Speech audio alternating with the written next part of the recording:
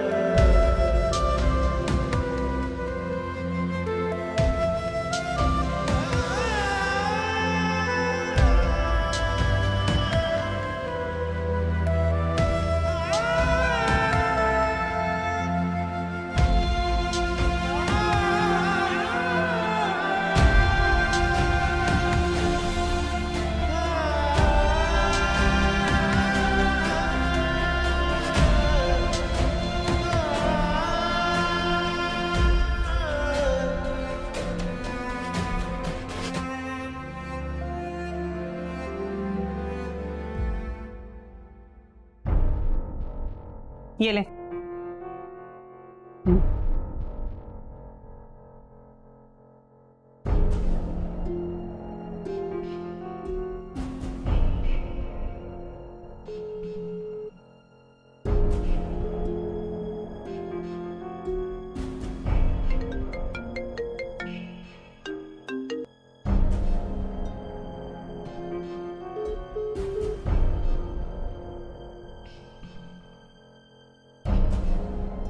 Phone ही नहीं उठा रही।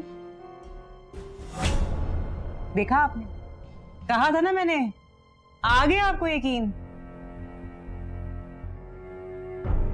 अपने आशिक के साथ होगी तो क्यों उठाएगी वो फोन? आएगी ना तो कोई ना कोई बहाना बना लेगी और तुम उसका मुंह देखती रहना भाभी।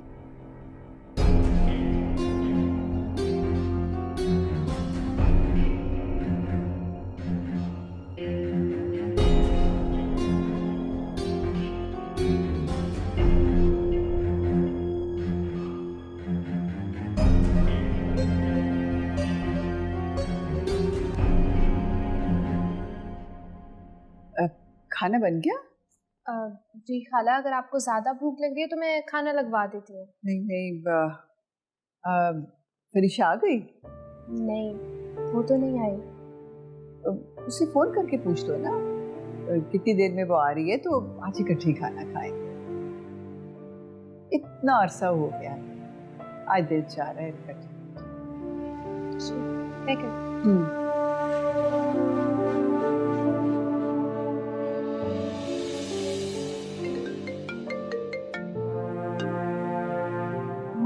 बोलो।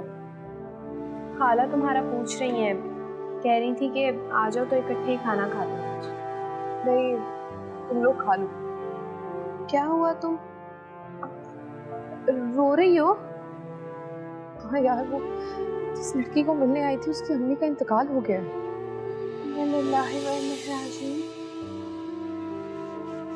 अभी उनकी डेड बॉडी ही लेने हॉस्पिटल आए। अगर मेरी जरूरत है तो मैं भी आ जाती हूँ। नहीं नहीं, तुम वहीं उनके पास ही रहो। Okay okay bye.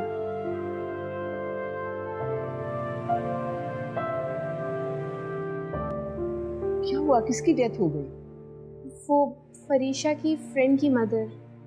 ओह, बड़ी एज की होंगी। नहीं नहीं, जवान बेटी है उनकी, जैसे खाला की है। एक्सक्यूज मी, मेरी मॉम की कोई इतनी ज़्यादा एज नहीं है। बच्चे तो इनके भी जवान है ना। हाँ तो इसमें कौन सी बात है? मेरी मॉम की शादी छोटी एज में हो गई थी। मर तो जवान भी जाते हैं, मरने के लिए बड़ी उम्र का होना ज़रूरी थोड़ी ना है। जैसे देखिए ना खाला, हम छोटे छोटे थे जब हमारी अम्मी का इंतकाल हुआ। ठीक कह रही हो तुम।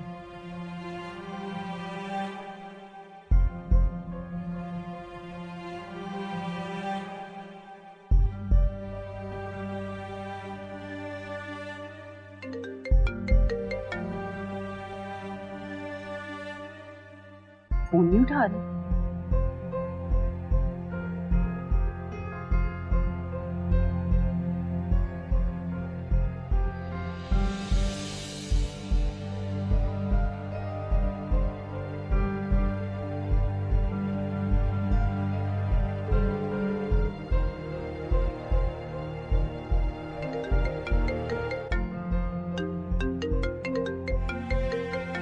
फरीशा के ससुराल से कॉल है। तो सुनो, अस्सलाम वालेकुम आंटी। वालेकुम अस्सलाम। ये फरीशा कहाँ है? सुबह से गई है, फोन ही नहीं उठा रही। आंटी वो उसकी फ्रेंड की मदर की डेथ हो गई है। ओहो, फरीशा उसके साथ हॉस्पिटल गई हुई है डेड बॉडी लेने। अच्छा ठीक है।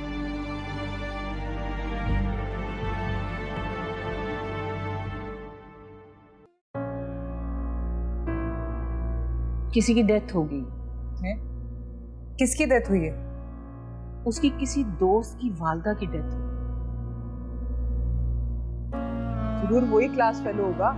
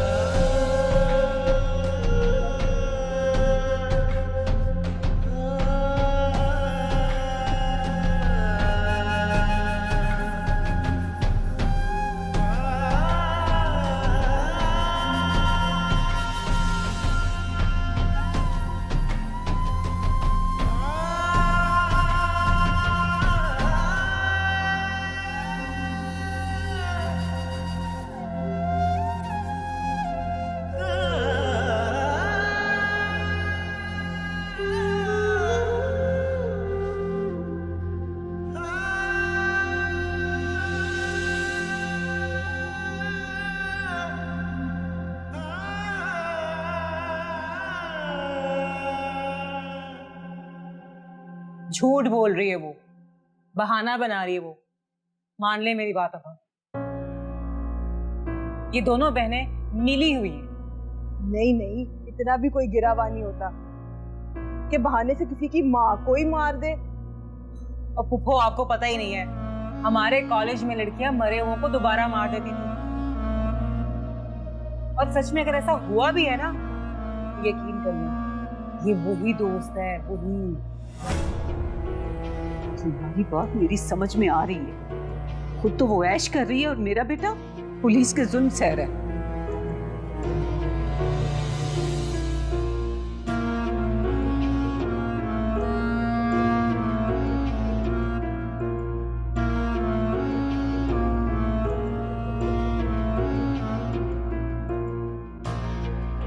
चला है हाँ भाई, तूने तो आज बड़े फख्र से कहा था कि तेरी बीवी तुझे रिहा करा लेगी। यही कहा था उसने मुझे। सिद्धि दिखा के पुट्ठी मार गई है। चल अब जल्दी से इकरार कर ले, मैं तेरी ये शक्ल देख देख के तंग आ गया। सर 8 दिन हो गए, आपका सवाल यही है, मेरा जवाब भी यही है जो सच है। इस ढिठाई का कोई फायदा नहीं, आज दूसरा राउंड शुरू हो गया। अब तू नहीं या मैं नहीं, दूसरा ऑप्शन होना नहीं, और पहले पे मैंने अमल कर जाना।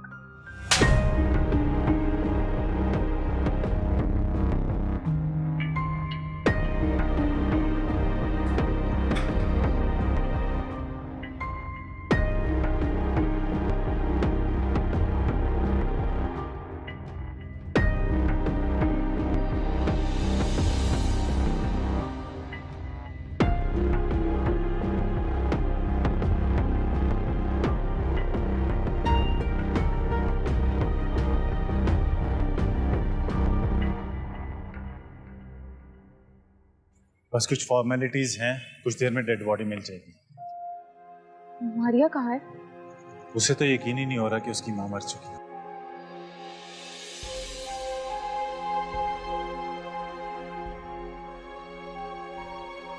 लकी, तुम एक काम करो, डेड बॉडी लेके मारिया के साथ चले जाओ और किसी से कह के कब्र का भी बंदोबस्त कर लेना। मैं बच्ची को सोच रही थी प्लीहा के पास छोड़ आती हूँ, यहाँ पे उसको संभाल नहीं सके। ओके, तुम जाओ, मैं सब देख लूंगा।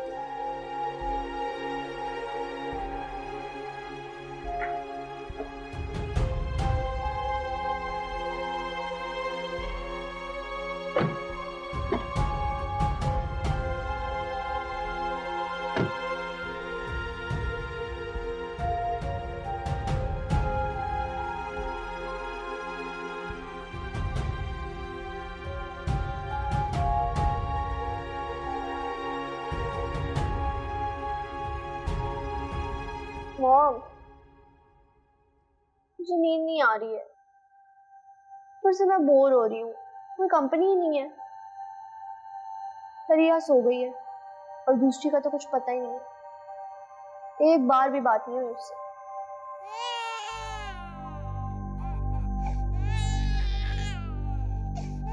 मॉम, आपको ये किसी बच्चे की रोने की आवाज आ रही है? हाँ, इस घर में तो कोई बच्चा ही नहीं है। प्लीज मॉम, डराएं तो मत अब। अच्छा चलो, अपने कमरे में चलते हैं, वहां ये आवाज नहीं आएगी। Let's get up. अगर वहां ये बच्ची खुद आ गई तो? मॉम, ये तो फरीशा के हाथ में कोई बच्चा है। ये फरीशा ही है ना? हाँ वो है, बच्चा भी है। लेकिन फलिया तो आज ही बताया था कि वो माँ बनने वाली है। ये माँ बन के आ भी गई।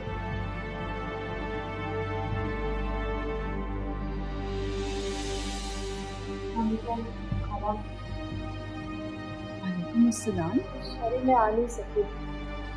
नहीं, इट्स ओके। नेहा ने बताया था, अच्छा किसी की खिदमत करना भी, उसके काम आना भी बहुत बड़ी नेकी है।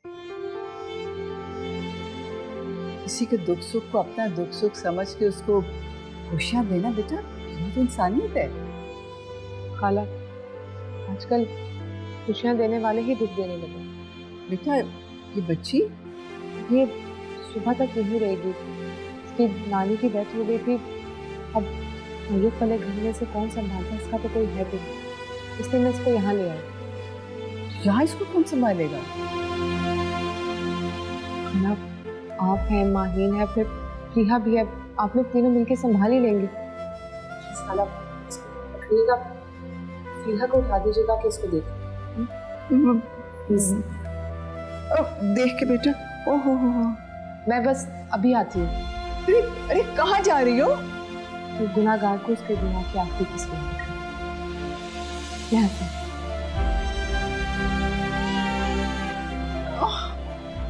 बस बस, क्या मेरे सर डाल रही है?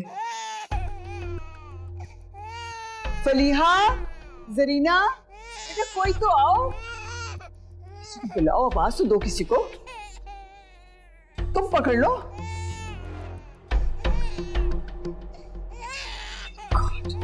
कोई है? आओ भाई।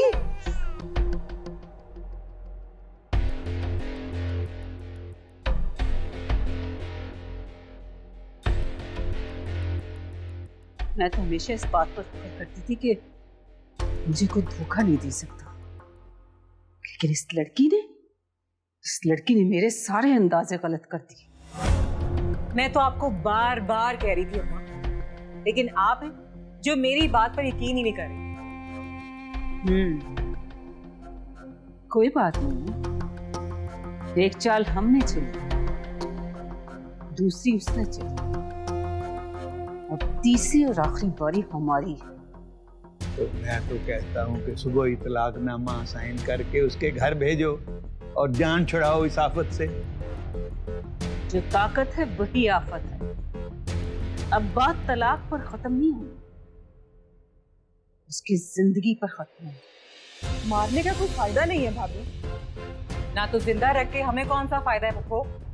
फायदा है, बच्चा पैदा करेगी तो मर जाएगी ना। कौन सा बच्चा? वो जो हमारा है ही नहीं। तो जब बच्चे की वजह से उसकी बहन को इस घर की बहू बना के लाएंगे ना, तो बच्चे को भी।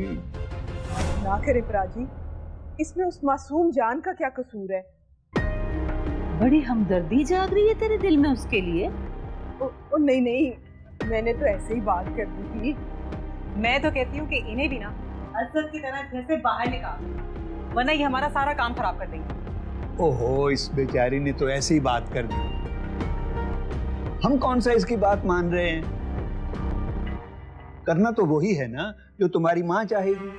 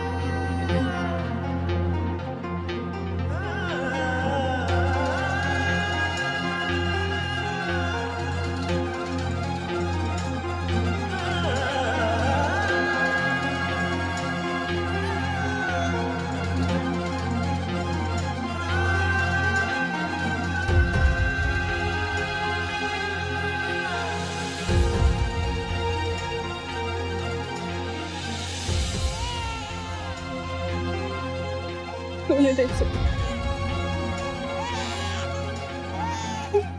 कि अपनी माँ के लिए रो रही है।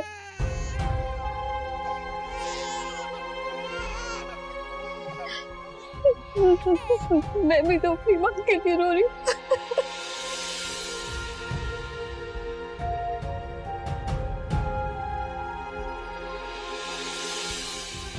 देखो रिया, तुमने मुझे यहां तक छोड़ने का कहा था, वो मैंने कर दिया। मैं जाऊं? अभी एक काम बाकी है। क्या काम? गाड़ी की चाबी। मगर रिया। मगर क्या? मैंने ही तो लेकर दी थी ना। तुमने मुझे गिफ्ट दी थी गाड़ी। देखो शाही, जब कोई लड़का किसी लड़की को तलाक देता है ना, तो उसका सारा सामान वापस करना पड़ता है। तो दोस्ती के भी तो कुछ असूल होने चाहिए, हिसाब किताब होना चाहिए ना, सब क्लियर होना चाहिए।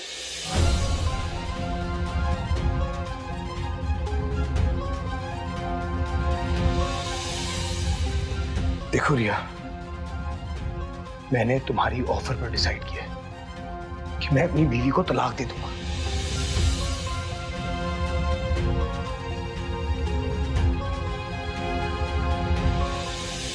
सॉरी शाहिद, मुझे सौदे में प्रॉफिट तो नजर आ रहा है, लेकिन मोहब्बत का लॉस बहुत ज्यादा नजर आ रहा है।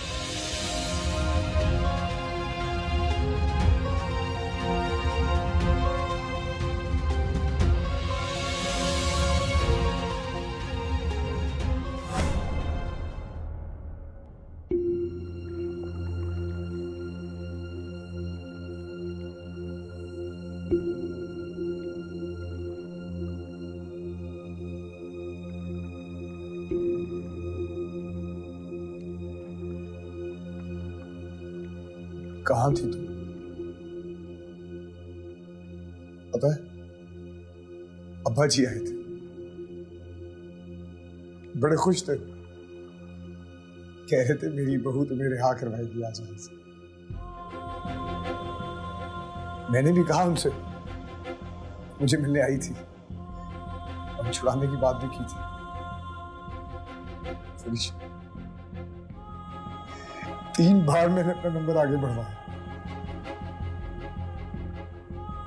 शायद फरीशा आ जाए मेरी, लेकिन तुम नहीं आई। तो फिर आखिर बारी आ गई। प्लीज बोलो को एक बार फिर रिमांड मिल गया, फिर से मारना शुरू कर दिया।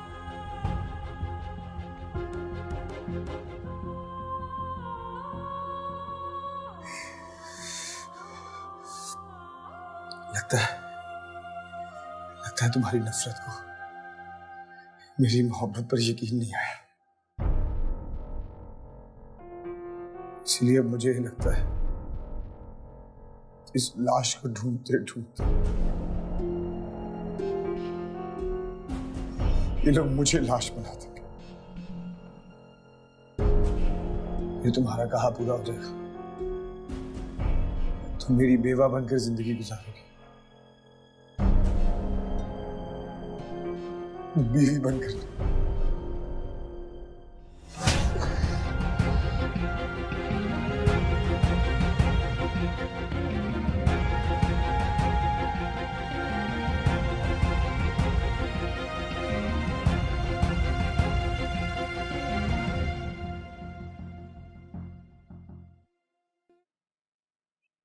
किस लाश की बात कर रहे हो तुम?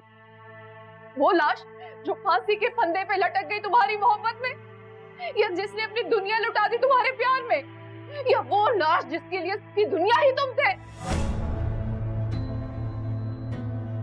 या वो वाली जिसके अब्बू तुम लोगों के दिए हुए दुखों से कब्र में उतर के? कौन सी लाश की बात कर रहे हो? ये सब लाशें ही थी ना? और आज एक और जिंदगी बेजान लाश बन गई। मर गई है उसकी माँ, जिसे तुम दुखों के सहारे छोड़ आए थे। किसकी बात कर रही हो तुम? वो भी जो तुम्हारी बच्ची की माँ है।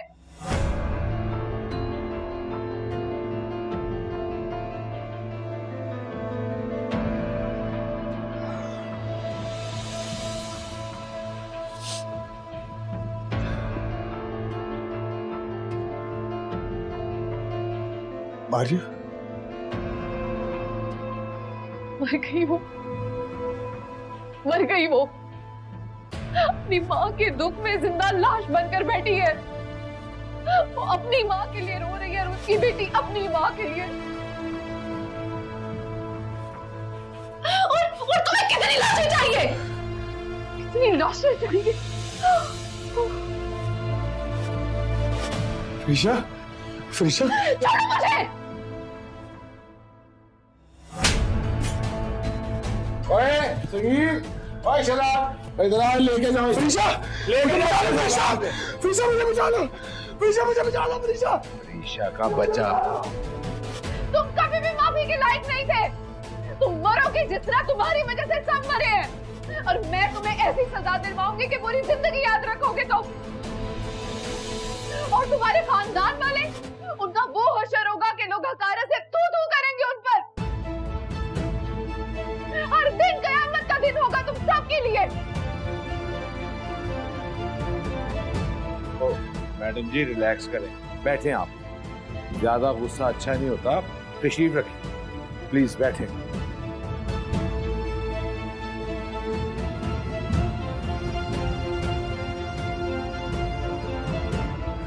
ओए, गिलास पानी पिलाए इन्हें।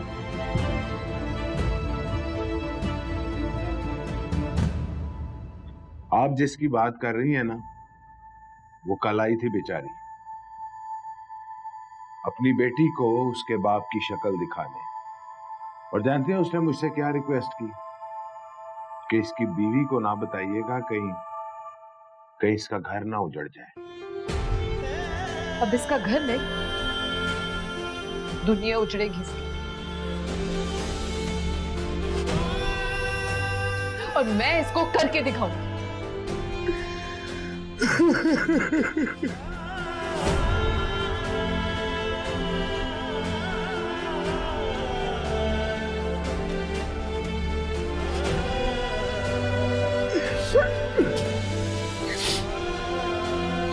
फिजा,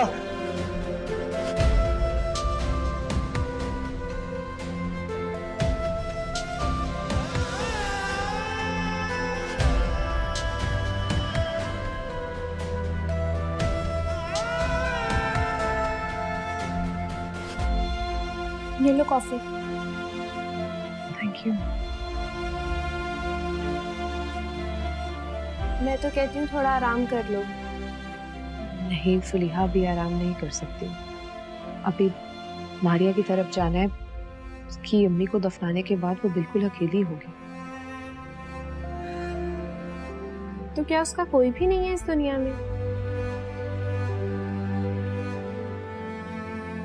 नहीं,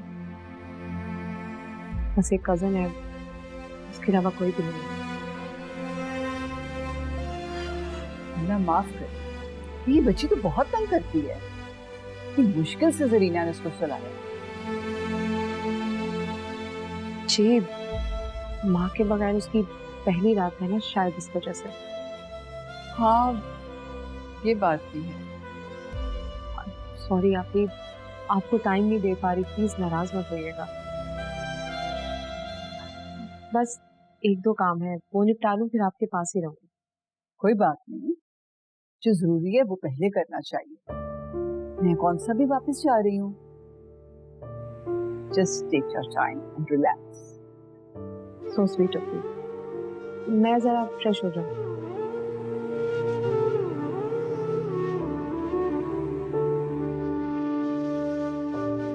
ऐसा लगता है कि सारे दुख इसके अपने ही हैं। वैसे यू नो, इतना अच्छा होना भी ठीक नहीं है। मैं बहुत समझाती हूँ उसे, मगर नहीं। एक दफा जो उसके जहन में बैठ जाए, फिर उसे किए बगैर सांस नहीं लेती। बिल्कुल मां पे गई।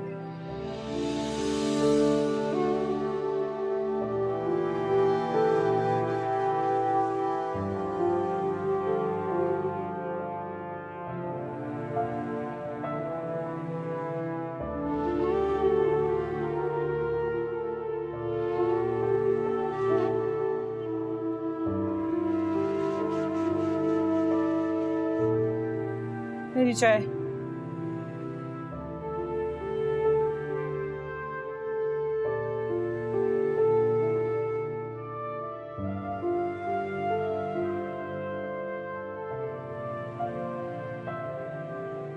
दो दिन हो गए हैं, ना वो खुद आई है और ना कोई फोन आया।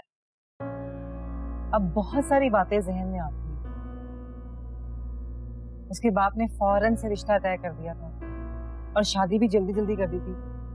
और तो और उसके हिस्से की जायदाद भी नहीं उसे दी। इसका मतलब तो ये हुआ कि उसके बाप को पता था कि उसकी बेटी ठीक नहीं है। रानी की बात से एक बात मेरे जहन में आई कि उसके बाप को शादी की रात ही हार्ट अटैक हुआ था। इसी खौफ से हार्ट अटैक हुआ था अब्बा,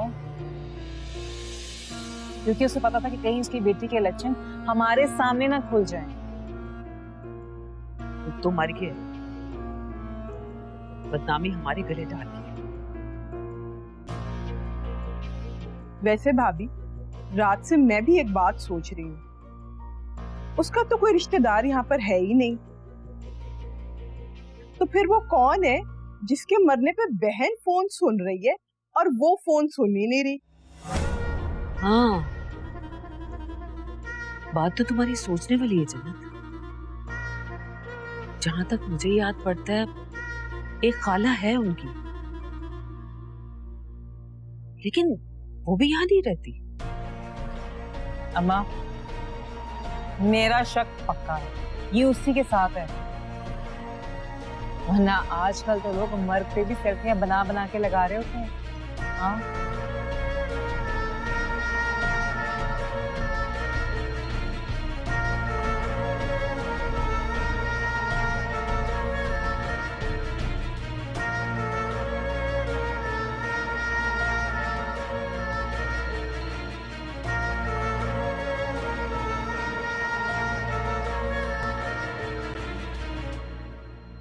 जरीना आंटी, नाश्ता तैयार कर दें।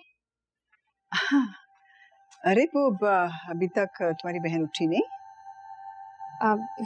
खाला वो तो रात को ही चली गई थी। रात को? कहाँ चली गई थी? वहीं मारिया के घर। कमाल है वैसे, खूनी रिश्ते इतने अरसे के बाद आए हैं, उसको जरा भी एहसास नहीं है और बेगानों के पीछे ख्वार हुई फिर रही है। वो ऐसी है खाला, बिल्कुल अम्मी जैसी। दूसरों के दुख के आगे अपनी तकलीफें भूल जाती है। तुम कहाँ से आ रही हो? मैं कब्रिस्तान गई थी। मुझे बता के जाती, मैं भी तुम्हारे साथ चलती। भाई साहब की कब्र पे फातिहा ही पढ़ लेती। अब खाला मैं अब्बू की कब्र पर नहीं गई थी, वो फरीशा की कॉल आई थी, बच्ची को देने जाना था। वो बच्ची की माँ को लेकर आई हुई थी उसकी माँ की कब्र पर। पूरा कब्रिस्तान इकट्ठा हो गया। मैं नाश्ता लगवाती हूँ थोड़ी देर में, बैठे।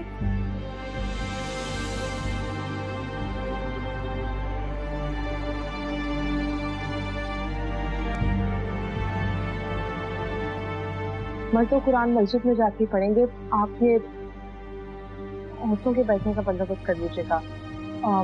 फल और खाना तो लेकर आ रहे हैं। जी मैं सब कर लूंगी। और एक पानी वाला टब भी अरेंज कर दीजिएगा। इसके अलावा भी पैसों की जरूरत हुई तो मुझे बता दीजिएगा। जी बेहतर।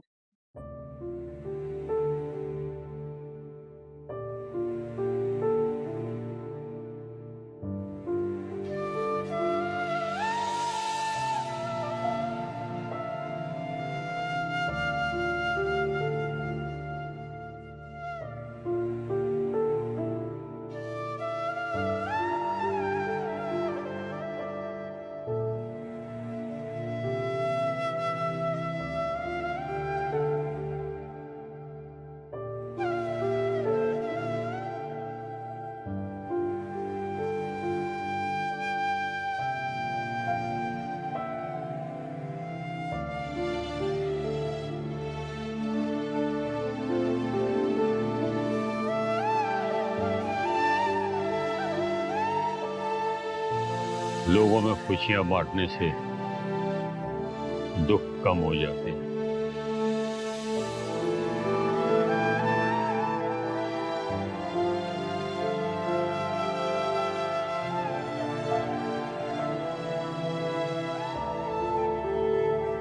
मुझे लगता है कि तुम्हारी बहन को हमारे आने की बिल्कुल खुशी नहीं हुई। मामा कम ऑन, सुहेल भाई ने आपको कहा था कि जाने की कोई जरूरत नहीं है, कॉल पर बात हो गई है काफी है। लेकिन आपको ही था, नहीं मेरी बहन की बेटियां हैं, अकेली हैं, पता नहीं क्या कर रही होंगी। अब खुद देख लें आप। मुझे भी अब फील हो रहा है कि फरीशा चाहती नहीं थी कि मैं यहाँ आऊँ, जस्ट लाइक हर फादर। कैसी बातें कर रही हैं आप खाला? अब्बू ने तो कभी आपके आने पर एतराज नहीं किया। इनफैक्ट आप खुद सारे रिश्ते तोड़कर गई थी। अब्बू तो हर साल अम्मी की बरसी पर आपको बहुत याद करते थे। तो इतनी ही याद आती थी मॉम तो एक कॉल कर लेते, वो तो कभी की नहीं। फिर वो तो अब इस दुनिया से चले गए ना, उनकी बेटी को ही देख लो। कब से आए हुए हैं हम, एक फोन करके भी नहीं उसने पूछा। खाला उसने तो कहा था कि बात करवा दो, मगर आप आते ही सो गई थी। सोई थी मॉम, वो कौन सा मर गई थी। सोच समझ के बात किया। तो मॉम सही बात है ना, अल्लाह का शुक्र है आप जिंदा हैं। अगर उस वक्त आपने कॉल नहीं उठाई थी तो दोबारा कॉल कर लेती, उसमें क्या प्रॉब्लम था। हाँ तो अपनी खाला को फोन करके माजरत कर लेती, बताती कि खाला मुझे मसला है, मुझे माफ कर दे, मैं फ्री होके आती हूँ। इतनी सी बात भी नहीं बोलने का टाइम था। अब मैं भी कॉल करती हूँ खाला। नहीं, रहने दो। अब कह के माजरत करवाई तो क्या करवाई।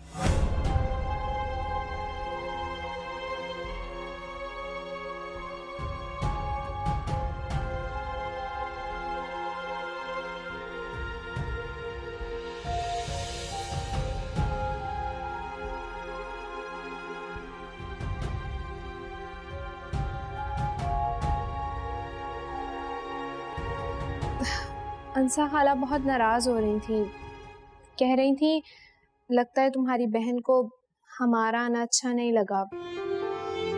जरा सी देर के लिए आई और फिर चली गई।